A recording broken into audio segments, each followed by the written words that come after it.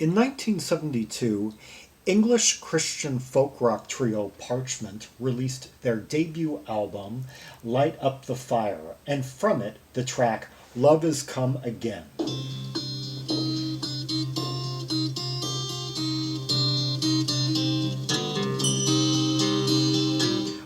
C sharp minor.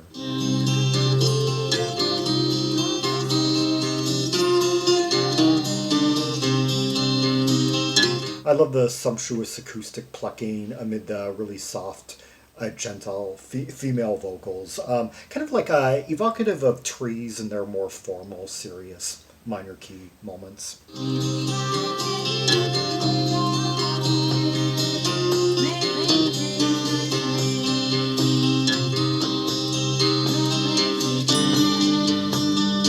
I love the arrangement too, kind of like this subtle, kind of booming percussion, persistent kind of drone of the bass, and just the minor modality acoustic plucking.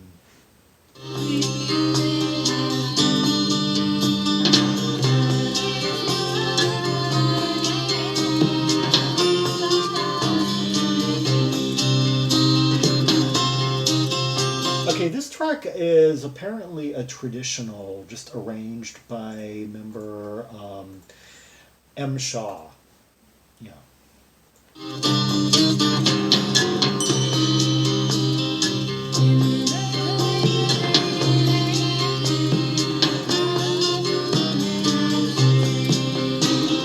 Okay, not a member, sorry about that.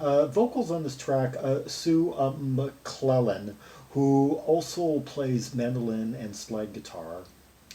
And while all three of the members, it seems, play guitar basically, and so I think we've got some hired hands on percussion.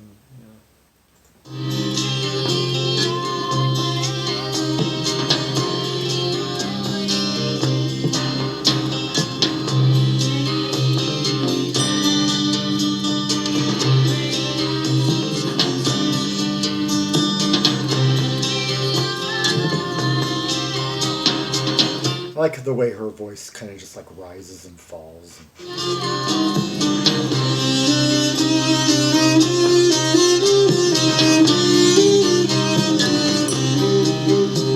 Now that's a welcome addition.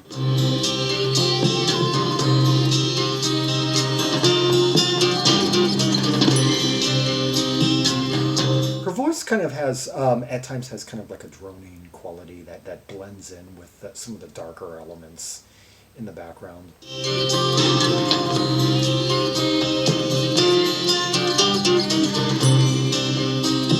Yeah, the way she stretches out those syllables.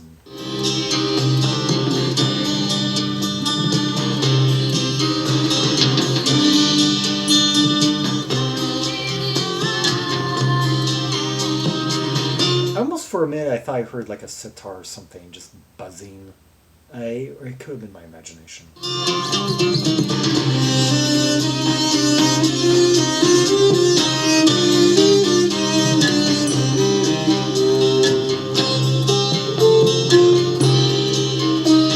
I did hear one.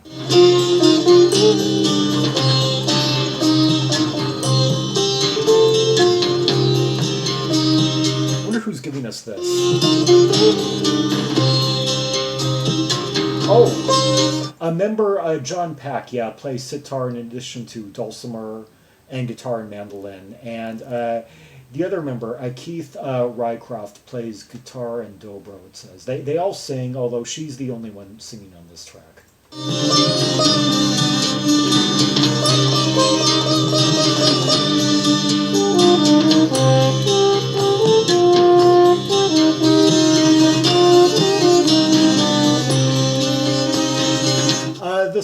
The lyrics to this anyway are written by one J.M.C. Crum. And this song is his only credit, according to Discogs, performed by two different people, also performed 8 years later by the Corey Mila singers on the album The Pollen of Peace.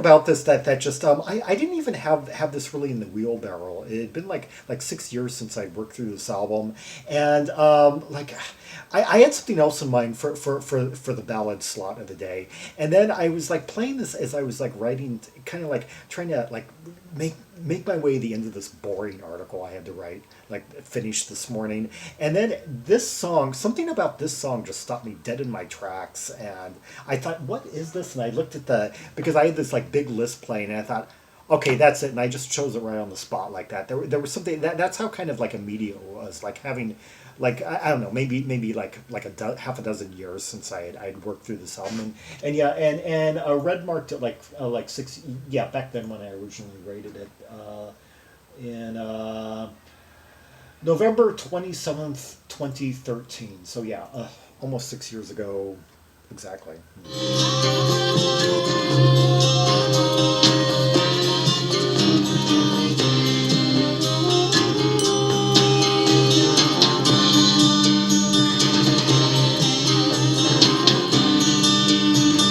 Yeah, songs in this vein tend to be, I tend to find most compelling when there's kind of like a darkness to them, like minor keys and those like sumptuous kind of arrangements that combine the acoustic folksy element with like a chamber element as well.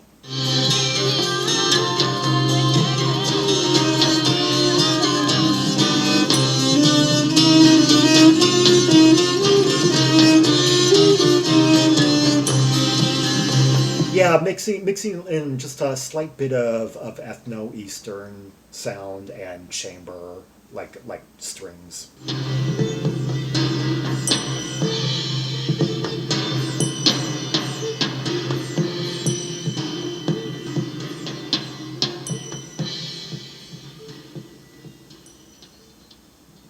Kind of slight booming fade out of the percussion and those last notes of the sitar. Yeah, that was "Love Is Come Again" by Parchment, and apparently quite the standout to a lot of people who've heard it. There's an entry, parchmentmusic.blogspot.com from 2011, dedicated to this track. It says, well, the entry says, there I was watching BBC's Alba's Alleluia. It's a Gaelic channel. And up comes a report on Love Is Come Again, the classic track from the Light Up the Fire album. It seems it could be a Gaelic melody rather than an English one, as the writer John McLeod Campbell, okay, so that's the fellow that I was referring to, J.M.C. Okay, John McLeod Campbell Crum, yeah, J.M.C. Crum, was the son of a Gaelic-speaking, wealthy Scottish business family. Crum himself spent his adult life in England as a Church of England clergyman, according to the program. Okay, then it's... Okay, Parchment's high-acid folk version of the song has attracted the interest of collectors in recent years. So that, yeah, I guess, yeah. And then an earlier entry from 2005, another sign of the Parchment mini revival. Okay. According to one online reviewer, and there are several reviews to be found, Parchment's Love Is Come Again has the same vibe as the Wickerman soundtrack, but is shot through with melodies Fairport could have graced for their first four albums. So yeah, apparently a lot of people have been quite taken by this track, like almost immediately. It's like a standout in the band's catalog. Parchment did 4 albums between 1972 and 1977. Let's hear another song from the album that I also red marked back when I worked through this album 6 years ago. Son of God.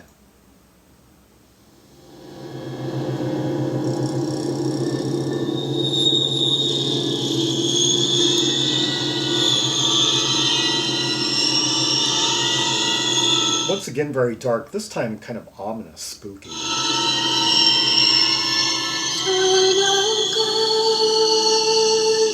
And then you hear her voice, and you know, like, everything's going to be all right. You know you're safe. I see you through the veil of faith and fear. Through the veil. even more psychedelic than the last one. Some vocal treatments and stuff. Sort of an echoey effect. Well, love and joy and peace are standing near through the veil.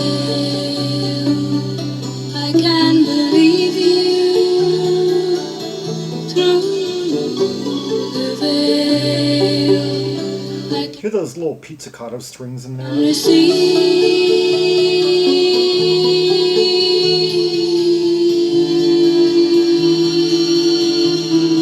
I like how the tonality that the tonal effect that those strings as they just come, slowly beckoning in. Son of God, show me how to walk into your place. A bit of harmonies this time. Through the veil,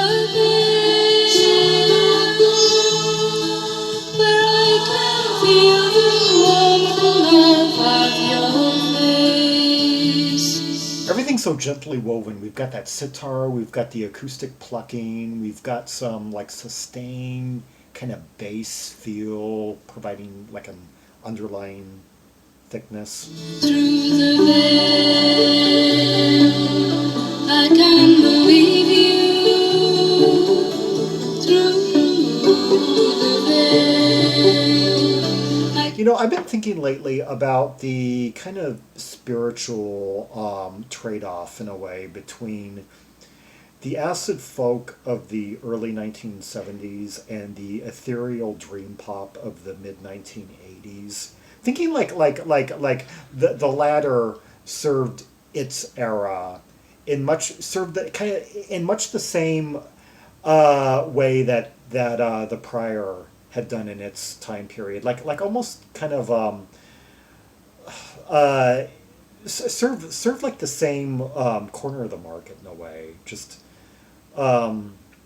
slightly different aesthetics, of course, but one was like the picked up, inherited, and of course later in the decade the two would kind of coalesce in a certain way in bands like All About Eve. Yeah, the two aesthetics would be somewhat reconciled more and integrated. Here, though, this is one example where I can almost hear like a clear-cut prescience for what would like later, some of the softer side of like 4 AD. Yeah, in like 10, 12 years' time.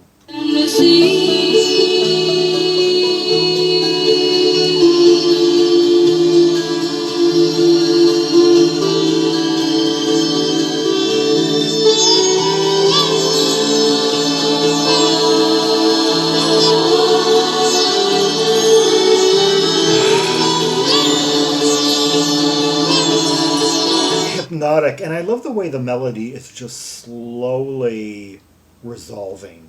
You hear that in there, that no no no no no no no. It's like almost like pure atmosphere for a few bars, and then the melody does kind of subtly emerge and.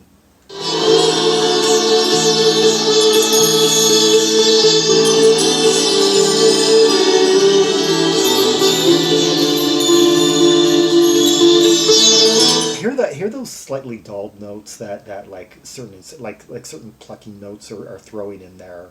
Yeah. Oh,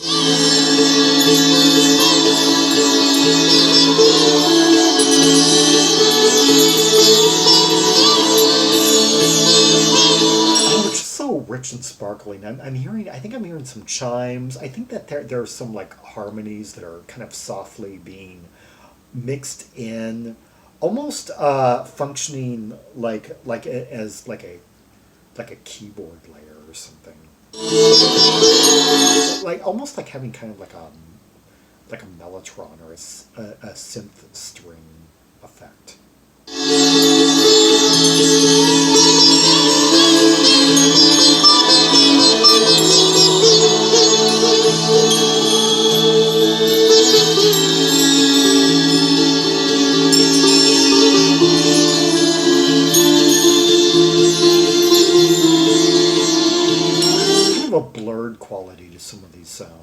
it's like things are it's like the lines between each element are being kind of blurred and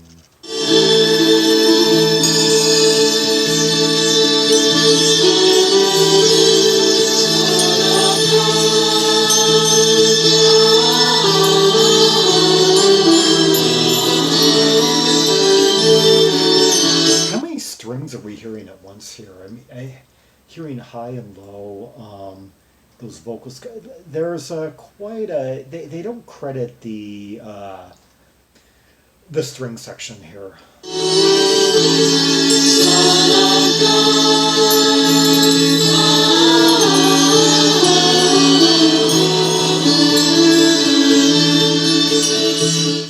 The richest and the most subtly woven harmonies on the album, definitely.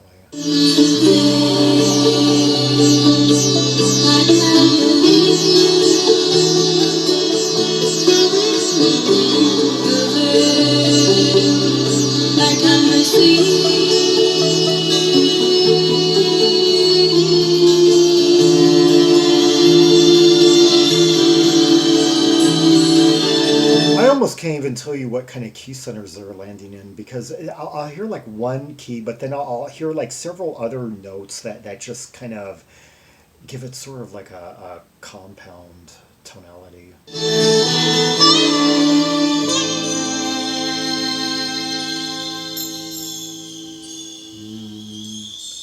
Well, the final note that I hear is A. Ah, just landing on the and fading out with those, those kind of windy sounds, those chiming, sparkly sounds. Yeah, that was Parchment was Son of God. Even more compelling as I listened really closely than when I heard it kind of in passing as I was like occupied a few hours ago.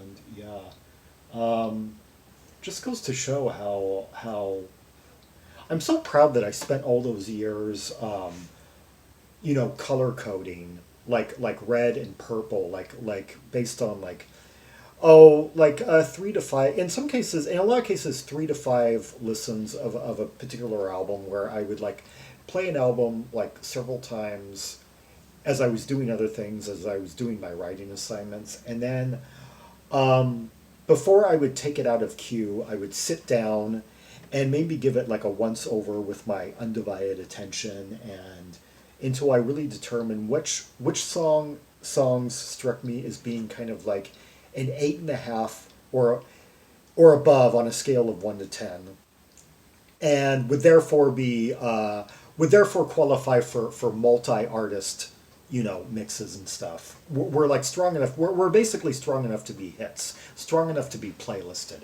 and those I would give a red. And then if it was a song that I was kind of like on the fence about, or just kind of found interesting but not quite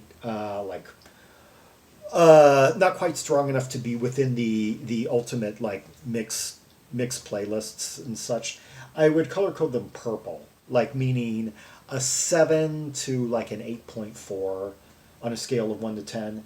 And if it fell below that, below a 7, I would not list it. I would not. It would just be like coal, and that's how I would. And those songs I would probably not revisit, unless I decided I wanted to like reevaluate the album like years later or such.